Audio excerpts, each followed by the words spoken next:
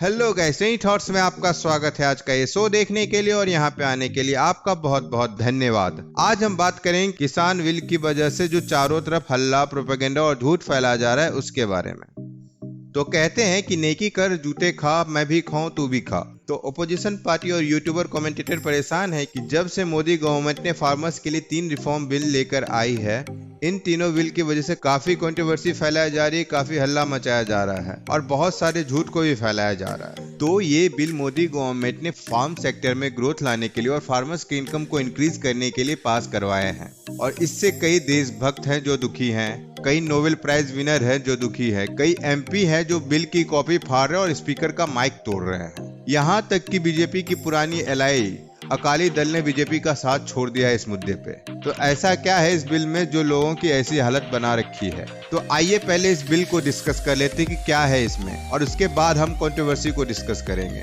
तो पहला bill pass किया गया इनिशियल कमोडिटी बिल्स 2020। तो इस बिल में ये किया गया कि जो सेंट्रल गवर्नमेंट ऑफ स्टेट की पावर थी प्राइस को लिमिट करने और स्टॉक को जमा करने की, उस लिमिट को काफी हद तक कम कर दिया गया है। दूसरा बिल है farmers produce trade and commerce bill 2020। इस बिल में जो है कि एपीएमसी की जो मोनोपोली है किसान के ऊपर में, उसको खत्म किया जाएगा और इससे प्रॉफिट किसान को इस तरह से होगा कि वो एक डिस्ट्रिक्ट से दूसरे डिस्ट्रिक्ट या एक स्टेट से दूसरे स्टेट में अपना सामान आराम से सेल कर पाएंगे, किसी कॉर्पोरेट के साथ मिलकर अपनी फसल को वहाँ सेल कर पाएंगे, इनको मंडी में जाकर टैक्स नहीं भरना पड़ेगा, इनको अपनी फसल सेल करवाने के लिए एजेंट को कमीशन नहीं देना पड़ेगा। इससे फार्मर का पैसा ज्यादा बचेगा और उससे उसकी इनकम बढ़ेगी, क्योंकि सप्लाई साइड से कम पैसे में फसल मिलने से हमको भी कम पैसे में सामान उपलब्ध होगा। तीसरा बिल है farmers agreement on price assurance farmer bill 2020। तो ये बिल ये कहता है कि फार्मर डायरेक्टली अपनी फसल को एक कंपनी को डायरेक्टली बेच सकती है। इससे ट्रेड के लिए वो एक लीगल फ्रेमवर्क को तैयार करेगा। नॉर्मल बोलचाल की भाषा हम इसको कॉन्ट्रैक्ट फार्मिंग बोल सकते हैं। इसके अंतर्गत कंपनी से कॉन्ट्रैक्ट होगा और फार्मर को एक फिक्स इनकम मिलेगी। पंजाब में देखा जा रहा है कि बहुत सारे प्रोटेस्ट किए जा रहे हैं, बट वहीं दूसरे साइड कुछ किसान ये भी बोल रहे हैं कि उनको कॉन्ट्रैक्ट फार्मिंग से कितना प्रॉफिट हुआ। मंडी में क्यों नहीं जा रहे हैं? मंडी से इससे यहाँ क्या बेटर मिल रहा है आपको? मंडी से जी एक तो जी टाइम बचे। अच्छा, मंडी कितना दूर है यहाँ से? मंडी जी यहाँ से 15 किलोमीटर। अच्छा, और आपका खेत यही आप बता रहे थे? हाँ जी। ये सटा हुआ खेत आपका हाँ है? जी। अच्छा, एक तो टाइम बच गया। हाँ जी। और दूसरा दाम बढ़िया मिला जी। दाम। अच्छा, दाम एक एक करके सब्जियों का ये जो बताएं कितना, इसका क्या दाम मिल रहा है आपको? ये 12 रुपए केजी। ये लौकी का। हाँ जी। और मंडी में 80-100 रुपए की पन्नी है। 80-100 रुपए की पन्नी। एक पन्नी में 25 से 30 किलो आता है। हाँ। अच्छा। कोई नया किसान का कानून लागू हुआ है, उसके वजह से कुछ किसान भाई जो हैं वो आंदोलन भी कर रहे हैं, प्रोटेस्ट भी कर रहे हैं। तो आपने उसके बारे में कुछ सुना है? अच्छा, लेकिन आप उसके विरोध में हैं या नहीं? उसके विरोध में नहीं है। नहीं है? नहीं। आप विरोध में हैं? नहीं। उसमें थोड़ा है बस वो क्या वजह है? गवर्नमेंट ने ये कहा है कि इन बिल से जो फायदा होगा कि प्राइवेट कंपनी जो कि आकर फार्मिंग सेक्टर में इन्वेस्ट करेगी, कोल्ड स्टोरेज में इनकी इन्वेस्टमेंट होगी, ट्रांसपोर्टेशन में इनकी इन्वेस्टमेंट होगी। एक्सपर्ट का तो यह भी कहना है कि अगर किसान की इनकम को इंक्रीज करना है तो कोल्ड स्टोरेज और ट्रांसपोर्टेशन बहुत ज्यादा इंपॉर्टेंट रोल अदा करेगी। तो आइए बात करते हैं कि कौन कौन सवाल उठा रहा है इस बिल के ऊपर में। तो सबसे पहले कांग्रेस यह बोल रही है कि यह बिल किसान को पूरी तरीके से बर्बाद कर देगा, बट कांग्रेस यह भूल रही कि 2019 के उसके मैनिफेस्टो में यह बात लिखी हुई थी। अब या तो ये बात मैनिफेस्टो में इसी तरीके से लिख देते हैं या सिर्फ इसके ऊपर में पॉलिटिक्स खेली जा रही है। अगर अब भी आपको यकीन नहीं हो रहा है तो इसके मिनिस्टर रह चुके कपिल सिब्बल ने 2002 में पार्लियामेंट में भाषण दिया, उसको सुन लेते हैं। जो वो बोता है उसका दाम अच्छा मिलना चाहिए, यही है। अब ये साबित हो गया कि वेस्ट बंगाल में उसको दाम ज्यादा मिलता है मार्केट प्राइस से, ये तो तय हो गया, हमने उदाहरण दे दिया। दूसरी बात जो 35 से जब किसान बोता है और बेचना जाता है तो उसके पास कोई मार्केट नहीं है, उसको मालूम नहीं किस मार्केट को जाना है। अगर मंडी जाता है तो 35 से 40% सामान खराब हो जाता है और इस बीच में 8 लोग कमीशन एजेंट होते हैं, बीच में 8 कमीशन एजेंट बिचौलिए। और ये स्टडीज की गई हैं और मेरे पास आंकड़े हैं कि बेचारे किसान को 15 से 17%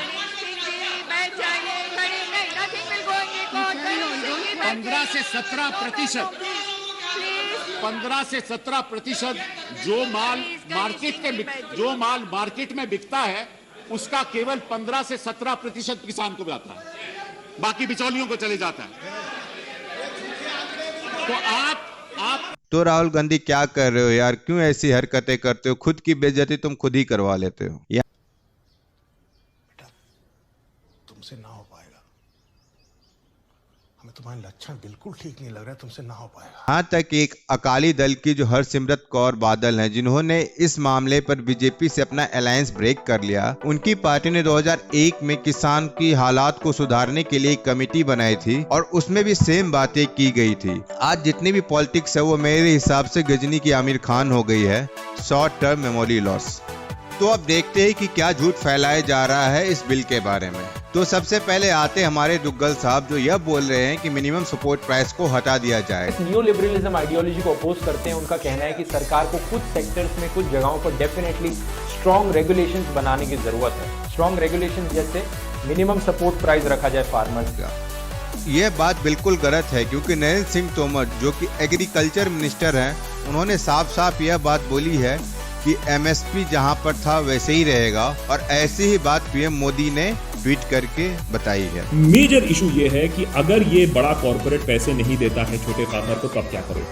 फिर आते हैं दुग्गल साहब के दूसरे भाई आकाश बनर्जी की ओर, जो यह बोलते हैं कि कॉर्पोरेट सेक्टर एमएसपी के प्राइस को मैच नहीं करेगा। तो भाई मेरे यहाँ पर ऑप्शन यह दिया जा रहा है कि अगर आपको एपीएमसी में बेचना है तो आप वहाँ भी बेचें, या किसी कंपनी के साथ कॉन्ट्रैक्ट करके उसको अपना फसल बेचें। इसके बाद ये भाई साहब बोलते हैं कि एपीएमसी को पूरी तरीके से खत्म कर दिया जाएगा। तो स्पाइडरमैन की तरह स्पाइडरमैन के आके बोलती है कि ये देखो, इसको हटाओ, मिडिलमैन हटाओ, एपीएमसी साइड में कर दो। ये जो आपने एपीएमसी को निकाल के फेंक दिया और सब कुछ कॉर्पोरेट्स के हाथ में दे दिया, शायद थोड़ा सा रिमाइंड करने की जरूरत है। तो वो जो ट्रेडर है या जो कंपनी है वो चाहेगी कि मैं बाहर विदाउट टैक्स पे करके मैं खरीदूं, and gradually people will move out of the money. Government ने साफ साफ बोला है कि एपीएमसी को कहीं नहीं हटाया जा रहा है, वो भी प्राइवेट सेक्टर के साथ में वो एग्जिस्ट करेंगे। तो भाई बात सीधी सी है, जो भी किसान को ज्यादा पैसे देगा वही उसका माल खरीदेगा। अब लोग यहाँ पर एपीएमसी को डिफेंड कर रहे हैं। अच्छा, तो इक्वालिटी है यहाँ पर। फिर एग्रीकल्चर के लिए जो स्टैंडिंग कमेटी बनी हुई है, जिसने अपने 60 सेकंड रिपोर्ट दी थी, उसमें ये क्यों बोला था कि जो एपीएमसी मार्केट है वो देश के फार्मर्स के इंटरेस्ट पर काम नहीं कर रही है। और इस बिल का विरोध करने वाले ज्यादातर स्टेट गवर्नमेंट है, क्योंकि पंजाब जैसे स्टेट का मेन टैक्स कलेक्शन मंडी से ही होता है। और इसी रिपोर्ट में यह भी बोला गया है कि एपीएमसी का main source of income Mandi commission नहीं होता, बल्कि किसानों को जो दिए गए लोन है उसके इंटरेस्ट को कमाकर करती है। इसी वजह से किसानों को एपीएमसी के अलावा और भी ऑप्शन देने की जरूरत है, क्योंकि ये इतने समय से किसानों की गाढ़ी कमाई को खा रही है।